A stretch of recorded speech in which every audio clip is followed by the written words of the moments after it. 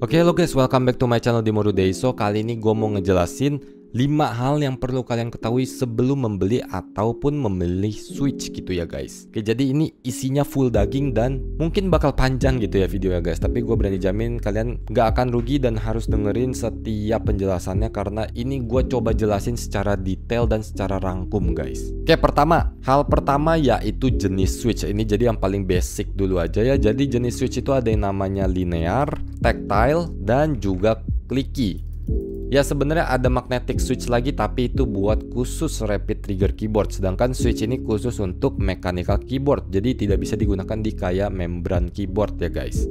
Oke, jadi secara singkat linear itu kalau kalian pencet dia itu feel-nya mulus aja, nggak ada halangan atau nggak ada bump namanya ya. Sedangkan kalau tactile itu dia ada bump dan clicky juga ada bump ya. Jadi bedanya clicky itu ada bump tapi suaranya itu khas clicky banget gitu lah. Kalian bisa dengar tuh ya, suaranya clicky banget. Sedangkan kalau tactile itu tidak seberisik si clicky suaranya guys tuh.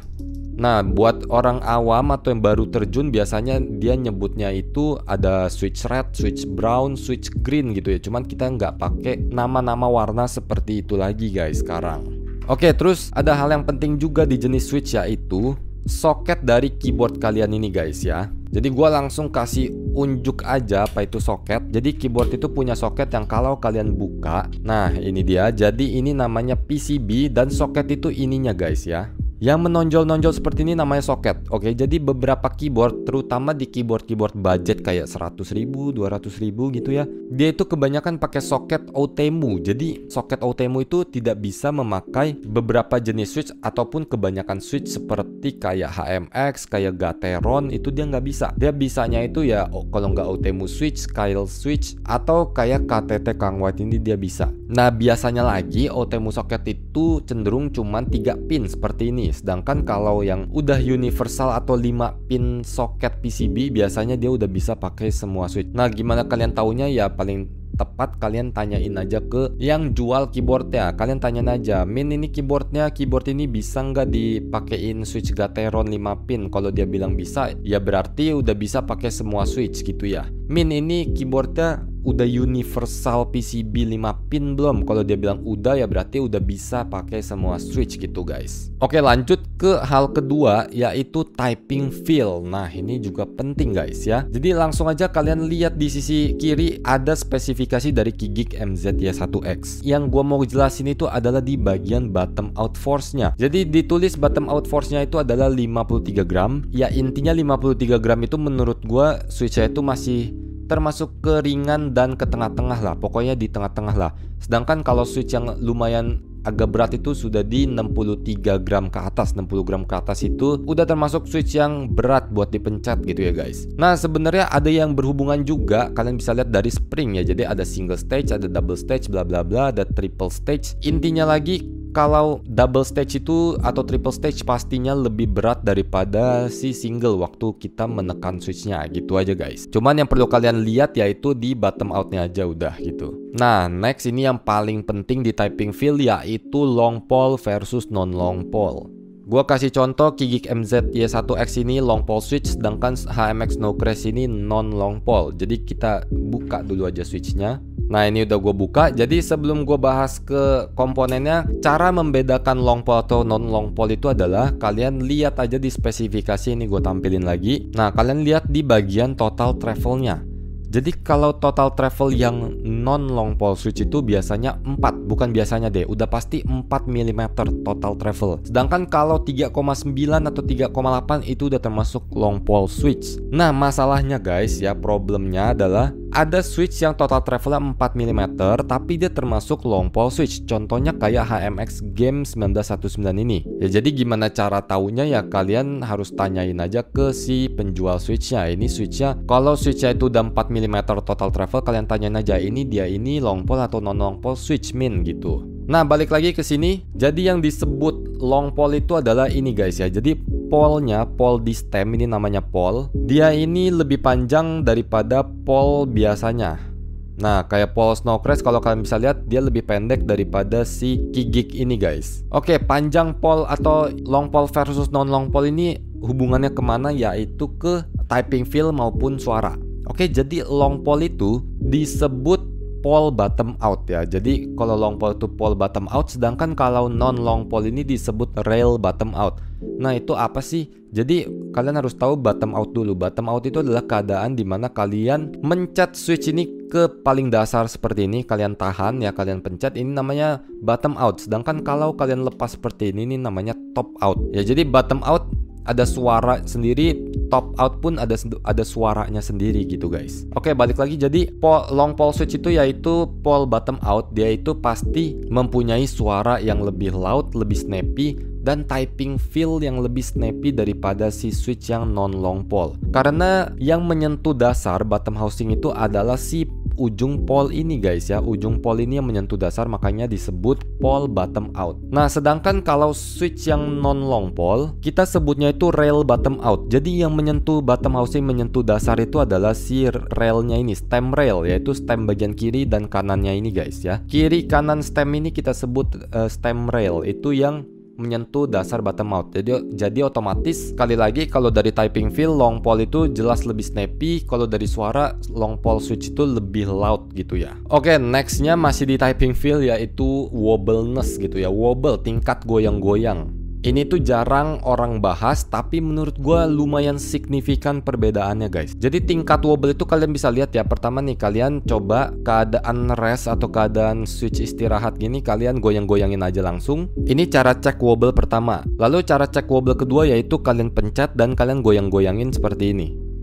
Ya intinya kalau switch yang bagus itu udah minim wobble, jadi goyangannya itu nggak terlalu goyang lah gitu. Ya kalian harus cobain sendiri sih switch yang wobble banget dan yang nggak wobble gitu. Itu pasti kerasa bedanya waktu kalian cobain dari switch yang wobble banget terus kalian pindah ke switch yang nggak wobble, yang minim wobble, itu typing feelnya bakalan ke upgrade lumayan signifikan guys. Oke, lanjut ke hal ketiga yaitu suara. Nah ini juga bagian yang penting banget ya. Jadi suara itu langsung aja ya gue bagi ke dua aja guys, yaitu talkie dan clacky. Nah jadi sebelum gue mulai bahas, gue langsung kasih unjuk aja. Pertama, ini keyboard yang suaranya clacky ya. Dan kemudian ini ada I Love B87 yang suaranya talkie ya, walaupun cenderung ke poppy tapi dia masih ke talkie sound. Jadi langsung gue kasih kalian denger perbedaannya dulu aja.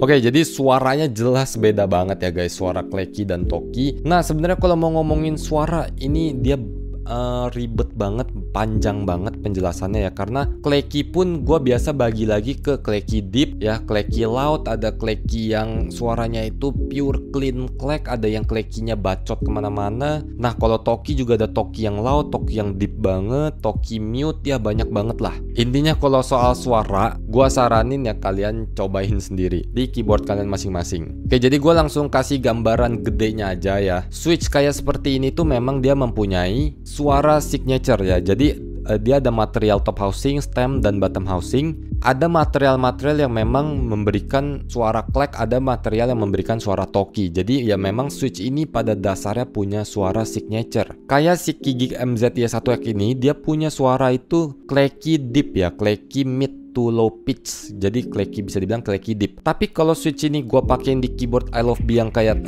foam board dan plastik case gini, ya jelas dia bakal suaranya cenderung lebih ke poppy guys dibanding clacky. Clacky-nya nggak akan keluar karena keyboardnya sendiri nggak mendukung untuk bisa suara clacky. Nah komponen keyboard ini kalau mau dibahas bisa puluhan menit kali ya guys, jadi gue nggak bakal bahas. Intinya adalah semua keyboard, semua komponen di dalam keyboard ini dia itu mempengaruhi si suara. Mulai dari material casing, mulai dari PCB, ketebalan, flex cut, bla bla bla, foam, plate, mounting style, bahan dari keycaps, profile keycaps itu juga mempengaruhi suara. Oke, untuk suara gitu aja guys. Dan gue ingetin juga, jelas tadi pole bottom out, long pole switch, dan rail bottom out switch yang non long pole itu juga memberikan suara yang jelas beda banget gitu ya. Oke, yang keempat, hal keempat yaitu budget. Nah biasanya di barang itu biasanya ada harga, ada kualitas, tapi tidak dengan Switch. Ini yang penting juga guys. Jadi ada Switch yang harganya mahal, udah 9.000 mungkin 8.000, tapi kualitasnya kalah sama Switch yang 5.000-an. Kenapa bisa gitu? Ya karena zaman terus berkembang, otomatis barang bagus akan terus keluar dan orang ya pabrik bersaing dan mengeluarkan barang bagus dengan harga yang murah ya, kalian paham lah ya. Jadi intinya nggak selalu ada harga, ada kualitas guys. Apalagi kayak Switch HMX keluar ya. Switch HMX kalau kalian tahu Switch 5.000-an, tapi dia ini kalau dibandingkan dia ini udah bisa ngalahin Switch yang seharga 9.000 10.000 pada zamannya gitu ya guys. Lah lalu terus taraf yang Switch bagus itu seperti apa? Ya jelas pertama dia sekarang itu udah factory loop yang konsisten ya. Contohnya kayak HMX gitu ya. Kedua dia itu minim wobble seperti yang gue bilang tadi, kalau digoyang-goyangin gitu dia udah minim sehingga typing feel lebih enak. Ketiga yaitu di bagian suaranya. Jadi suaranya sendiri kalau Switch yang kurang bagus, dia itu ada suara scratch ya, walaupun sekali lagi scratchiness itu ada yang suka ada yang enggak ya. Pokoknya intinya suara scratch, suara spring ping, dan suara spring crunch ya. 3 suara itu yang enggak diinginkan di Switch yang udah bagus gitu ya. Itu bakal susah lah kalau gua kasih denger, itu bakal susah banget ya nangkep suaranya. Jadi kalian mesti coba sendiri Switch yang mana spring crunch, Switch mana yang spring ping, dan Switch mana yang clean banget. Ya intinya bisa gue bilang Switch yang perfect banget itu semua ada di HMX, kalau enggak di SWK Switch seperti ini guys. Ini udah Switch yang kondisi out of pabriknya udah perfect banget gitu. Oke, dan terakhir hal kelima yaitu cobain sendiri Switchnya guys ya. Gue nggak bisa bilang apa-apa lagi selain hal yang paling penting adalah kalian cobain Switch kalian sendiri di keyboard masing-masing kalian. Karena sekali lagi gue bilang suaranya itu kalau kalian cobain di keyboard kalian bisa beda-beda ya. Kalian pakai bahan deskmat apa, pakai bahan meja ini apa, bisa mengubah suara juga guys ya. Jadi intinya kalian coba aja beli 2-3 biji Switch lalu kalian cobain sendiri.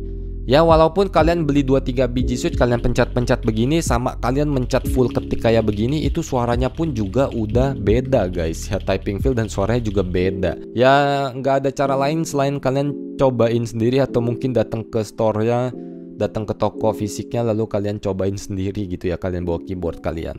Oke, so itu aja ya guys buat 5 hal yang perlu kalian ketahui sebelum membeli atau memilih Switch. Itu semua penjelasannya menurut gue penting banget, tapi udah gue coba rangkum.